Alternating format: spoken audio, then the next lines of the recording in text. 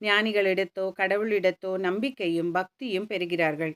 ஆயினும் தாஸ்கனுவின் கீர்த்தனைகளை கேட்கும் அவையோர்களது மனங்களின் விளைவு மின்சாரமாகும். அது அங்கனமே இருந்தது. கீழ்கண்ட ஒரு நிகழ்ச்சியை இங்கு தருகிறோம். தாஸ்கனு ஒரு முறை தானேவில் கௌபீனேஸ்வர் கோவிலில் சாய்பாபாவின் புகழை பாடி கீர்த்தனை செய்து வந்தார். அவையோர்களுள் திரு சோல்கர் என்பவர் சிவில் கோர்ட்டில் ஒரு தற்காலிக ஊழியராக வேலை பார்த்து வந்த ஏழை ஆவார்.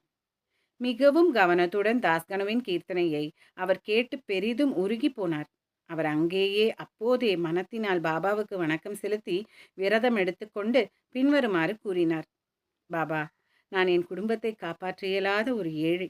தங்களது அருளால் நான் இலாக்காவிற்குரிய தேர்வில் வெற்றி பெற்று நிரந்தர உத்தியோகம் பெற்றால் ஷீரடிக்கு சென்று தங்கள் பாதங்களில் விழுந்து தங்கள் நாமத்தினால் கற்கண்டை விநியோகிப்பேன்.